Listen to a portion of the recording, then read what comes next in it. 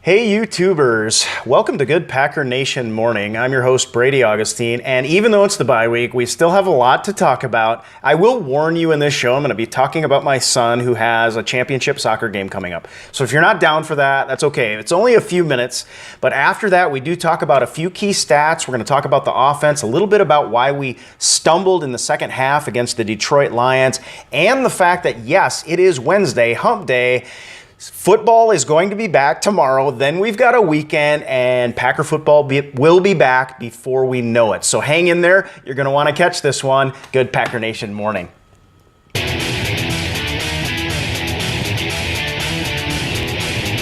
Good Packer Nation morning, everybody. It is finally Wednesday, Hump Day.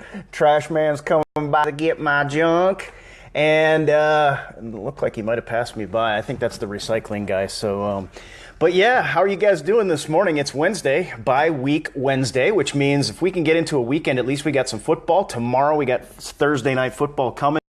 So it's going to get easier from here on out. We get a little bit of football coming. Let me know who you are, where you're coming at me from, and we'll give you Packer Nation roll call. Hector is here. Good to see you.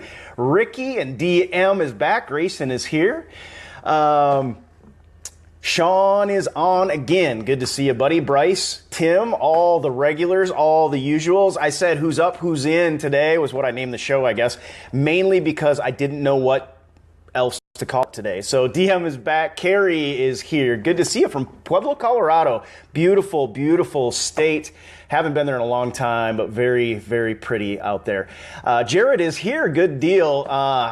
We've got David from Missouri. Trent is on again today from Thayer's Jeweler in Mauston, Wisconsin.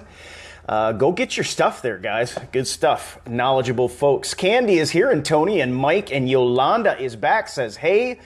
Good to see Nancy on and Annette as well.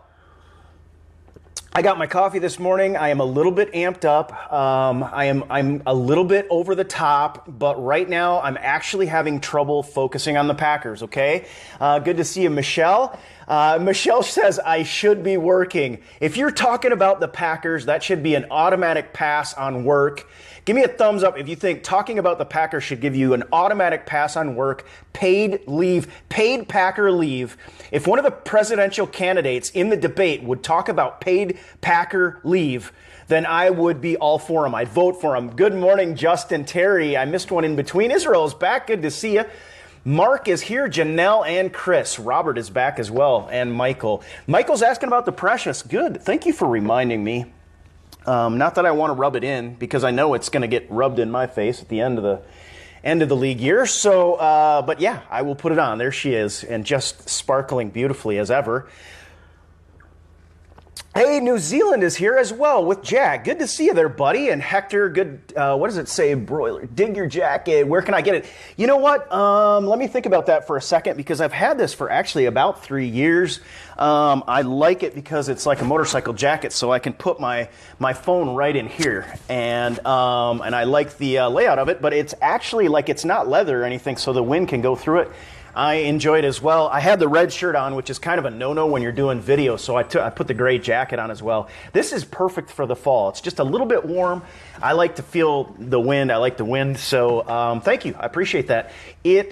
I think I just got it at Kohl's, or I may have even got it like at TJ Maxx. I'm like when I go shopping, it's just, I do it very rarely. I go get my stuff and I get out of there. And so a lot of times I go to TJ Maxx or Ross just because you can get stuff for a really good price. But all right, well, good to see everybody. I'm trying to see, first viewer this year. Love your show. Thank you. That is David Russo, I think was the name there. Thank you so much, and good to have you on board. Stick around. We're going to talk about some Packers coming up. But guys, I have to warn you right now. Like I said, I'm having trouble thinking about the Packers. And here's the reason. I warned you about this yesterday because my son was in the semifinal soccer game last night. It got called off on, what was it? It got called off Monday. They played it yesterday. I was actually kind of surprised. I thought they would put it off till Thursday and then play the championship game on a Saturday. So hopefully everybody could be there. Yeah, Chris, I'm a bargain for sure. But at any rate, so I told you I was going to let you guys know what happened, and I apologize if if this bores you because it's not Packer stuff, but I know there are a bunch of you out there. I'm a single dad. When my kids play sports, I would watch them all day long, every day, and I can hardly concentrate on anything else. In this case, they were playing, the semifinal game. They wanted to get to the championship game, but they were playing against a team that they had not been able to beat before, the Core. And the Core had beaten them. They had tied the Core once. Now, here's the story behind that. No creamer in the coffee, Charlene. No, it's just black. Hot and black today. I'm just loading up on that caffeine. But this team we had not beaten. We tied them once. And the coach of this team, when we tied them, our team was out on the field in line, ready to slap hands and, say good game. Their coach withheld their team from going out and fiving our team. And the reason he said was because he didn't have as many alternates to put in the game, so that's the only reason they tied us. And I was like, what does that even have to do with it? It's a matter of sportsmanship. Thank you. And that says I'm a great dad, and I have a little trouble accepting that label. I try to do the best I can, is about what I do, and I love watching my kids play. I love watching any kid play any sports. Find something you love, and Trevor says family come first. Find something you love, stay out of trouble, stay in shape, have a lot of fun, and build huge memories and build character for the future. Bruce is asking if anyone is having technical difficulties. I'm not seeing any camera shake on this side. Everything looks good from my side. I hope you guys are all able to hear me okay. Maurice saying kids should have fun and respect each other. Thank you very much. Exactly right. And I don't mean, I'm competitive. I am a class A competitor, like classic perfectionist. I want to see them win. And I don't pull out the Vince Lombardi quote too often, that winning isn't everything, it's the only thing. But what I do say to my kids is, it's a whole lot more fun when you do win. So you always should be striving to do your very best every day. But that said, okay, so here's what happened to the game. I don't want to, thanks Annette, I don't want to belabor the point, okay? But I was really excited about this game, but also very nervous, because would they be able to pull this off? Like if they could win this game, they've got a very good shot in the championship game. But this game, this game was like before the Super Bowl, or the Super Bowl I and Super Bowl II. If the Packers beat the Cowboys, the Super Bowl is almost anticlimactic. Now, I don't want to make that assumption about this game, but that's almost what it felt like, was that this game was going to be the Ice Bowl. You guys understand that analogy, I guess. So we went to this game, we sat and watched, and the Core scored in the first half. How did they score? Off a deflection from our goal, from the goalie. The goalie deflected it, and then our own player accidentally knocked it in our own goal. That's how they scored. And so it was like this, why does this have to happen? And so you played out. They played good defense, had a few shots on goal. Bench had a couple mid-range kicks that had a chance to go in, but nothing. They didn't. The score was 1-0 going into the half. We played out to the second half, and one of our good strikers, or whatever you call them, scored for us. So it was tied 1-1. We had to go into overtime against these guys. Now I'm nervous again, but just I'm starting to get really pumped up. And I try not to be too vocal out on the field anymore. I used to more so. But at any rate, they played 2 5-minute halves, which I don't like that idea. I just think you should if you're going to play 10 minutes, play out the 10 minutes of overtime. Let's find out who wins. But at any rate, the first 5 minutes, at the very end, the Core was driving. They were basically, it was going out of bounds. They were sort of moving the ball down the field. They threw in, there was a big kick. Benj, he did like a hockey kick save, stopped the ball dead, got off the ground, and cleared it with 4 seconds to go all the way down past midfield. And so they were able to run out the first 5 minutes. Now, at that point, I thought that was the defensive play of the game, because it looked like they were going to have a shot on goal right before that. I didn't at the time realize they played 2 of these 5 minutes, so I thought this was the play of the game. I thought it was over. Well, then they played, I found out they have to play another 5 minutes, and they were able to play out the 5 minutes. Final score 2-1. And here's my big shout out today to my buddy Benj, my youngest out there, getting her done in the championship. This is the second time he'll be in the championship. They were able to win one earlier, a couple years back, and he's back in the championship. I've been spending time uploading the files and going to create an event on Facebook, my personal Facebook, to invite some people. Hopefully we can get some people out to watch that game. So I'm totally stoked about that game. Chris says, good morning to Packer Nation. Tammy, good to see you.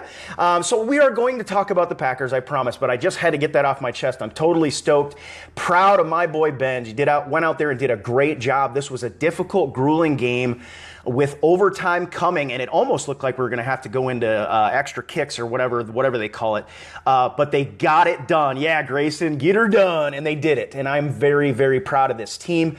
Team has a lot of good players. A lot of times in these youth leagues, basically one team just wins everything because they have all the players on their team. I see that way too much. This is not really the case. Ben's team, the Blue Lightning, have some really good players, but the core also had some really good players, and we were not able to finally punch it through against these guys. And when it mattered, they got it done. So it's good stuff. Yeah, Jared, thank you, man. I appreciate it, and thanks for the good luck. I'll fill you guys in on what happens as well. Of course, you know. Thank you so much for bearing with me on this. Thanks, Tony, for the congrats. But a big shout out to Benj. Proud of you, buddy. Couldn't be prouder. Let's go get her done. It's time for another championship. So, yeah, all my kids do a good job, have fun, good character building stuff, and they've come off really well.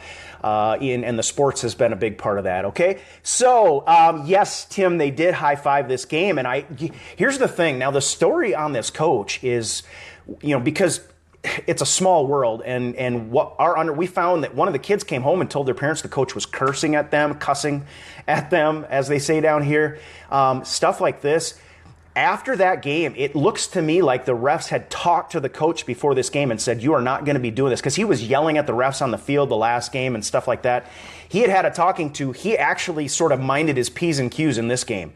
And after the game, he went out and they did high five. But it was weird. You could tell he was just angry and could hardly contain himself. And as a coach, that's just not very good.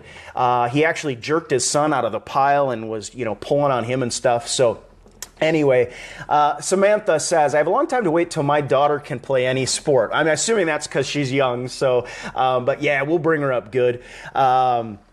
Dave doesn't care. All right, well, good. We'll move on to some Packer stuff. And for those of you that are with me a lot, I talk about my kids. I will not ever apologize for it. If you don't give a cuss, then just get off the show. And the rest of you guys who do understand, you can follow along. That's just fine by me. And those of you who don't will not be missed, because kids are the future of America. And kids playing sports are the future of sports in America. So this is important for everybody, for every reason. Plus, it's the bye week, so we don't have upcoming game to talk about. But we do have a past game against the Detroit Lions to sort of continue talking about and analyzing a little bit. Today is a very, very this week, we're finally moving toward a weekend. We're going to get some football back. It makes it a little bit easier. But I did want to talk about a couple stats that jumped out to me. We call it Circle the Stats. There are a few things, and one of these, I think it was Wes and Mike talked about this, and I call it like the 3-100s. I don't know what they called it, but I'm pretty sure that it was Wes and Mike's Packers Unplugged show or whatever that I was listening to, and they talked about the 3-100s, and that is Aaron Rodgers over 100 passer rating with 129.3 in this game, which is really high. But he went over 100 for the first time in like 14 games or whatever, right? Also, we had Jordy Nelson with over 100 yards receiving, and we had Eddie Lacy with over 100 yards rushing in this game. That is big, and you got to love to see it. It's like the trifecta out there. If we can keep those averages up, and I wouldn't be surprised if one of these hundreds doesn't move around a lot. We could have, it may not be Jordy Nelson one week who has over 100 yards. It might be Randall Cobb. That number may move. Jordy, I think, is one who, generally speaking, is going to be out for that, But it's good to see us. What that shows is we showed a dominant offense for a change. And sometimes Jordy killed it. Isn't he leading the league in TDs? Jordy did kill it. I want to grab this sheet because it's worth it to do this one more time. And I laughed about it on game day because my mom accidentally said that it was Jody who made it. So we were calling Jordy Nielsen through the game. And we made, if you didn't catch it, we made a joke out of that. But if anybody out there has a heart for Jordy Nelson being back, making a difference, what I liked about it is we didn't wait for Jordy Nelson to get involved. We didn't have to force Jordy Nelson to get involved on a broken play. We play called Jordy Nelson into the game early in this game and often. With the seam route early, that was not a broken play. It wasn't Aaron Rodgers scrambling and Jordy Nelson because he and Rodgers have, they've worked together for a lot of years. They were able to hook up coming back to the quarterback. This was play calling Jordy Nelson into an early difference maker in this game. That's what I liked about that. And then you see the outflow of that is by the time all is said and done, Jordy Nelson has over 100 yards receiving and 2 touchdowns in this game. And if you were listening yesterday, we broke down the play where actually Randall Cobb would also have had a touchdown, easy walk-in touchdown in this game as well. That would have been 5 in the first half, ladies and gentlemen. We would not have had Mason Crosby out there kicking that field goal. So yes, the offense showed that they can be dominant. Now, we do have to talk for a minute about the second half, right? I mean, we lost Aaron Ripkowski, we lost Jared Cook now, and the story on Jared Cook is now high ankle sprain, so this could be a little bit of an extended injury. There have been some injuries around the league I do want to remember to talk about, but for us, we don't know much about Ripkowski, but we do know that Jared Cook with that high ankle sprain, a lot of times it kind of depends on how they respond to treatment with this. We saw Ty Montgomery. It took him out basically for the rest of the year. He ended up having to have surgery. We'll see what the severity of that is. Again, it's Wednesday, so the injury report comes out. I will be watching to see if Mike McCarthy says anything about this. Generally speaking, Mike McCarthy purposefully doesn't talk to the doctors on Wednesday so that he can't answer any of the questions. And then the injury report, as you guys know, is really, really general. It doesn't really tell you a whole bunch, but we will keep trying to get information to you as it becomes available to us. But it's sad to see because Jared Cook is another one that they immediately play called into involvement in this game right off the bat. In that little slant pass, and he looked like he could be a difference maker down the road, and then we lose him. And that to me that could be a bump in the road for our offense moving forward. So I'm glad we've got several games at home, and I think that's going to be important. And Yolanda's saying Blake went into beast mode. I think we already did this, but I don't even know if maybe heart is the right thing to do for Blake Martinez bleeding on the field because your heart pumps the blood. Because it seems a little like I wish there was like an anger, like a I'm out here kicking butt face that you could put, but maybe the heart thing we should hit for Blake Martinez dripping blood down the bridge of his nose after his stitches burst. And then they go back, they put the butterfly Band-Aid on or whatever they do. They stitch him up as best they can. He goes back out and it pops again. And he's just out there, like Yolanda said, going into beast mode. He's just out there playing football. Our defense, at some points in this game, was dominant. And I've got to call attention once again to Mike Daniels, who had a dominant game. You guys can answer this question, I guess, in the comments. Who would you give the game ball to on defense if you had to choose between Mike Daniels and Nick Perry? And I think Nick Perry might be the automatic one, and he's the one I gave the game ball to. But, man, Mike Daniels is dominating out there, and he is not in the linebacker position. He plays the D-line on a 3-4 defense, and this is basically in base set, a position where your job is to take up 2 blockers, to try to get out there and take up double teams. Hey, Chad is out there, who is at times jumps into a phone booth and becomes the world-famous Larry Gary that I've talked about from time to time on here.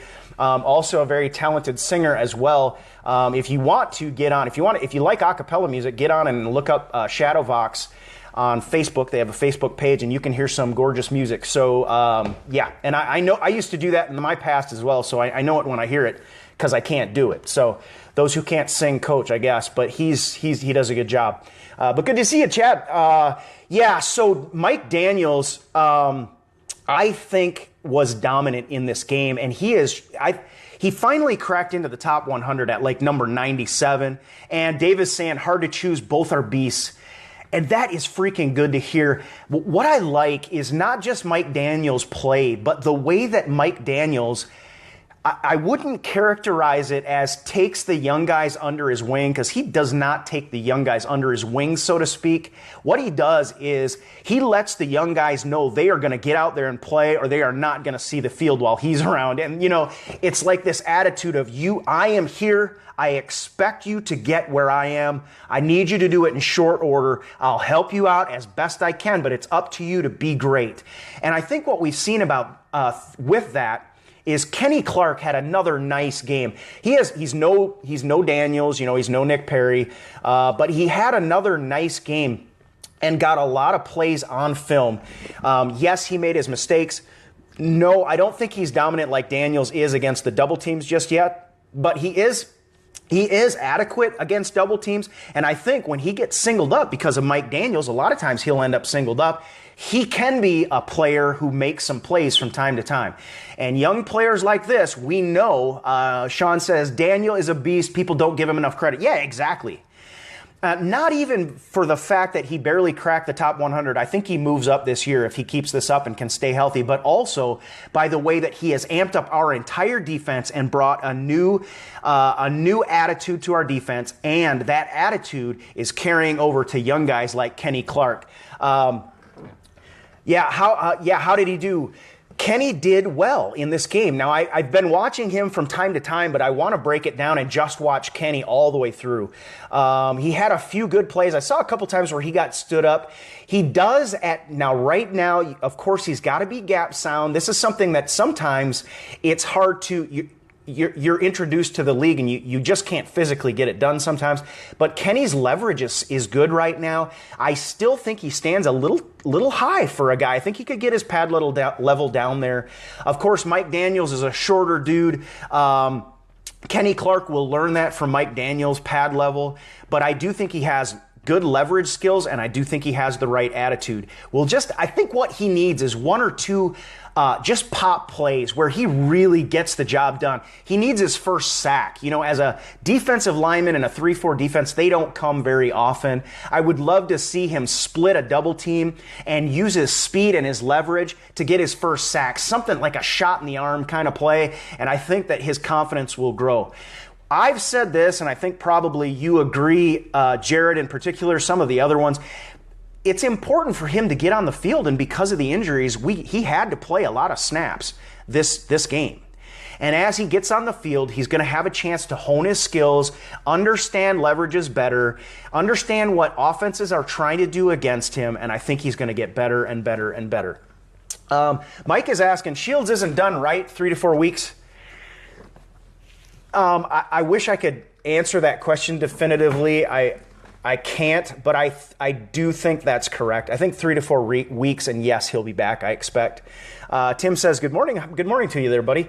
I expect Sam Shields back. I said yesterday that the guy we really need back right away is Morgan Burnett. I think Shields is important, but Morgan Burnett, I think, and the way he works with HaHa Clinton-Dix, I think we saw that reflected in the explosive plays that the Detroit Lions had. But yes, I do expect Shields to be back. The thing that bothers me, and you guys can let me know what you think about this, the thing that kind of bothers me is we have heard absolutely nothing. You know, he's in the protocol.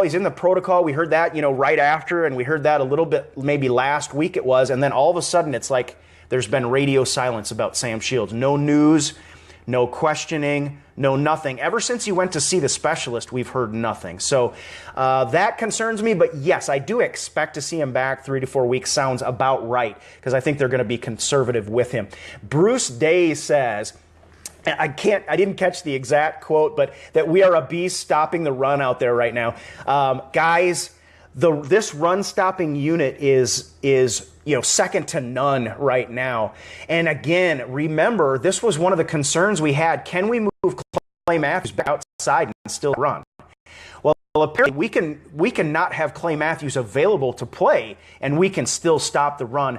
I love what Jake Ryan is doing out there right now. I love that Blake Martinez was playing with the bloody nose, with the bloody bridge of his nose, but I am liking what Jake Ryan is bringing to the field right now. And again, it's this attitude, a little bit of attitude starting to, and these guys, these young guys, rookies and second-year players, they need to make a big play or two to start building their confidence, to take those shots when they see them. Everybody needs to play smart out there, but Jake Ryan had a big pop or two in this game. And of course, we've got Martinez, who again, a little bit quicker guy. We're expecting him to develop maybe as the guy who can cover tight ends out of the backfield, et cetera, et cetera, et cetera. Of course, we mentioned also we had another guy, Kyler Fackrell, who had his first sack in this game too. So there's some good things happening. Obviously, we want. Here's what I want out of this offense, and I just want 4 full quarters of that kind of dominant performance. Obviously, Rick's got a comment. Let me finish my point because I want to talk about this. Rick's got, obviously, we know that defenses are going to adjust a little bit, and obviously we know that we're going to have to deal with injuries. But I think that this offense, I want to see them still play a full game of dominant offensive play. Doesn't mean they necessarily are going to score every time down the field like they did in the first half against the Lions, but I want to see them continue. We should not have gotten held to 3 points in the second half. That's something that, I think we can develop on. And again, it's the bye week and the coaches are at work on it right now. Rick Motti's comment was this, and I know you guys have heard this, J.J. Watt re-injured his back. He is going to be out for an extensive period of time. J.J. Watt perhaps will be out for the season. We are looking at playing I was looking forward to homegrown J.J. Watt coming back and playing at Lambeau Field, even though in what could be a great rivalry game, a great defense against a great Packer offense. J.J. Watt re-injured his back. The news is he will be out for an extended period of time right now. And it is possible. I see some, go ahead if you're sad about that. You can hit that little sad button because J.J. Watt has been described, and this is an accurate description, as a once-in-a-generation player. And last year he played with like 6 abdominal muscles torn off, basically, that had to be surgically repaired. And he had back surgery in June, I think it was. He got back on the field, has yet to miss a game, and then he injured his back again. And now he's going to miss extended time. Now, the Packers play the Texans on December 4th, I believe it is.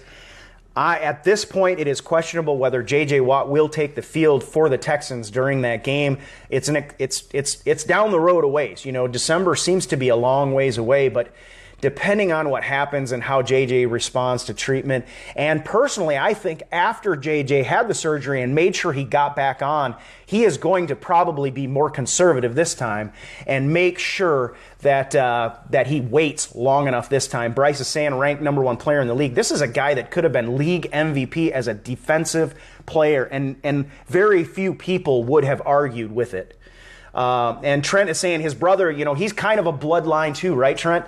His brother is playing for the Wisconsin Badgers right now, and I made the comment to my cousin Jeff in Madison.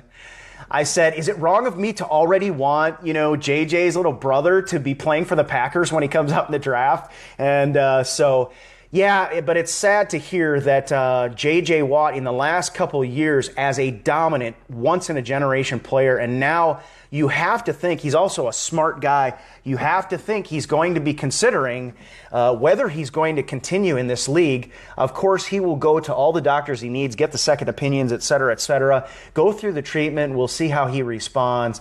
But the guy just went out. Frankly, I also, and you can maybe maybe this is worth a laugh. I loved seeing J.J. Watt when he was on the league. Did you ever watch him on the league? It's not like he was a great actor or anything, but he showed up quite a bit on the league, and I loved watching the league. I laughed my tail off. I laughed. That show was so cussing funny. But J.J. Watt out for an extended period of time. Not good news by anybody's count, I don't think, out there right now. So yeah, thanks for mentioning that, Rick. I wanted to talk about that too. Also, Jeremy Langford for the Bears is going to be out 4 to 6 weeks, which looks like for our game then in December, he probably will be back. I'm expecting he'll be back. But one of the games that I am going to be watching, aside from the Vikings versus the Giants, which we talked about, there's a lot of reason this weekend to watch the Vikings versus the Giants. But another game is the Detroit Lions against the Bears. The Bears are 0-3 right now. But you play that division rival, Bears against Detroit. It's kind of, you never know what can happen. And I'm going to be interested in watching that game because you kind of want to weigh whether Detroit is, whether they showed us what kind of team they are, because it's only 3 games in, but Detroit has showed themselves to be a dominant offense up to this point. However, if they falter against a team like the Bears, then you might have to wonder, and now you're going to compare our performance maybe to who do we really know who Detroit is at this point? What is their character? So Mike Hallmark says the Lions are going to smoke them, and I tend to agree. But again, that's a game that I probably will keep an eye on a little bit this week. Mike says Stafford is no joke, and he's one of those guys. He lost Megatron. He had to change kind of the way he played the game, and ever since as much as I hate to say it, ever since Jim Bob Cooter came in and took over as offensive coordinator calling the plays, their offense has kind of taken off since then. So can anyone, this is a good question too, can anyone stop the Vikings D? And that's probably the question of the NFC North right now in particular. Another question is, can anyone in the AFC South stop the Vikings D? And I think the answer to that is no. Can anyone in the NFC North stop the Vikings D? That's going to be a big question moving forward. But there's a couple of things I talked with my oldest Jonah this week about a little bit is keep in mind, guys. All right, we played the Vikings early in the season after we had withheld many of our starters from hardly any play at all. We were on the road for a month, folks. Then we had to travel the second game of the regular season and go to US Bank Stadium, their regular season opener. How many points did we lose to the Vikings by in this game? 3 points, folks. So if you put it in perspective, yes, the question is still out there. Can anyone stop the Vikings defense?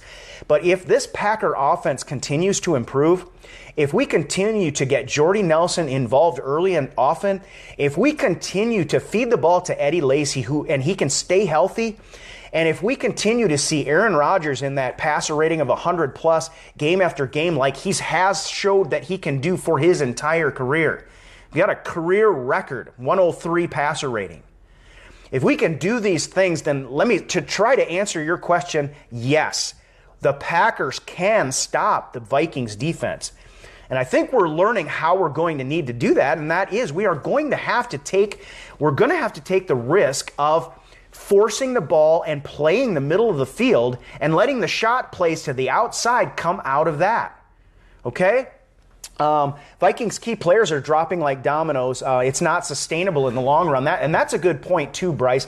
Now, I will say this in favor of the Vikings. I think they've done a very good job about it thus far. And you can mention if you agree with me, Bryce. I think that they have handled it very well thus far. But I do think you're right. I think that is not sustainable for the long haul. This is a very long season. And I think the Packers, again, you can go back to our discussion about the depth we have, the young players we were able to give extensive reps in the preseason is going to be that's going to be the cash that we cash out with interest at the end of the year. Okay, Bryce, good point.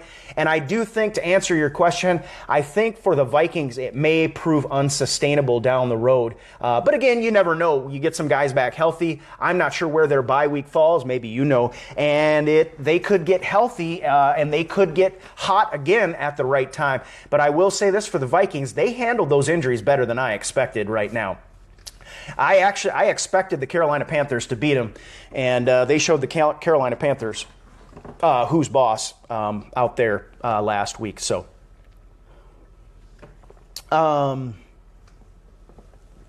okay, we got some questions out there about McCarthy's decision not to go for the field goal cost the Packers, bad coaching decision, make the field goal. So that's one of those. I'm sure that there are better analysts out there, and I'm sure you're talking about, going for it on fourth down in the Vikings game, that, 3-point game that ends up being a tie at that point. We could, anything could happen. I can't find a scenario. I can't find a real reason why you don't go for the points in that. And I think I talked about that after the game. To me, you just take the points. And everybody I've talked to, is kind of, I know hindsight is 20/20, but really before that play ever occurred, you got Mason Crosby. You take the points it's a win at that point. You take the points and see what happens. Rick liked his decision. Doesn't think he takes enough chances. I am a little bit concerned. I'm not sure about our fourth down production, but I think our fourth down production is less than I would like to see. I think we can all agree that if this offense starts hitting on all cylinders, there are not going to be a lot of times where we have to go for it on fourth down. There are not going to be a lot of times where we have to make the decision between taking a field goal or scoring a touchdown. We were 80% in the red zone this week, which is a great, great statistic to have. This was not an offense that was predicated upon 45-yard touchdowns when a cornerback falls down or a safety can't make an open field tackle. This was a red zone offense that was absolutely devastating. This was a red zone offense that would have been 100%. We would have had a fifth touchdown had Aaron Rodgers had just a little bit more time and James Starks not gotten sucked inside, opened the door for the pressure on that almost touchdown pass to Jordy Nelson, where Randall Cobb was wide open. There was not a player around him for 20 yards. And it would have been an easy flick, and it would have been a touchdown. So, yeah, there's a lot. And it's a coulda, woulda, shoulda kind of a thing, right? And, of course, as fans of the Packers, we talk a lot about the coulda, woulda, shouldas. The point being, this Packer offense, clicked in the first half. If they start playing, we got to play 4 quarters of that kind of offense for sure. If we're going to beat, to answer the question, if we're going to beat, can anybody beat the Vikings defense? Yes, we will have to play 4 quarters of that kind of offense. Not going to be easy at all. So we'll see how we do, guys. We've got, like I said, Mike McCarthy made it clear that they're going to be looking very closely at each individual's performance because they have time to do that right now, putting together some performance notes, some things that they're going to sit down with these guys and they're going to have personal improvement plans for these guys coming back off the bye week. They'll come back on Sunday. They'll be back to work. All right. So it's around the corner. I know it doesn't seem like it, but Packer football will be back as sooner than we think. And so I'm going to kind of close up at that. I'll take a look at a few things here just to see if there's anything that I missed right now. I did want to talk, we're very happy to see a little more of a run-pass balance. The one thing I kind of thought we were going to see in this game and we did not see, I wanted to see a game in which Eddie Lacy just was able, a good running back in the fourth quarter can really tire a defense out. And Eddie Lacy was primed to do that in this game, and we weren't quite able to get that done. That's another thing I would love to see us do moving forward, is to my mind, we have yet to see in Eddie Lacy's career this kind of game, the kind of game that Adrian Peterson does all the time, where as the defender, as the run game progresses, the defenders just get worn out and the running back just gets better and better and better. I do believe, if I remember right, I'm thinking of Amon Green. I think Amon Green was the kind of guy that could just get out there, and once he got the defense on his heels, it was go time, and he was devastating, breaking tackles. Eddie Lacy is that kind of player. I'd like to see him have his chance, and hopefully we'll get a chance to do that. So, all right, well, that's going to do it for me today. I'm going to look over a few things. I didn't do and unpack the play today. I wanted to, but I didn't have quite enough time to catch up to it. I'll do that tomorrow. Tomorrow we'll do unpack the play on the defense. And if you know me and you know who I talk about on this defensive front, I think you'll know who I'm going to focus on. You probably can guess it by now. So, it's Wednesday, guys, hump day. Roll on into your Thursday for a little bit of football in the evening, and then the weekend is right behind it. I hope you have a fantastic day. MJ, good to see you. Peace out, bro. And all of you out there have a fantastic day. We'll talk to you tomorrow about the same time. And, it's time to start talking about the Packers again, because Packer football will be back before you know it. Have a great day. Talk to you later. Go Pack, and get the ring.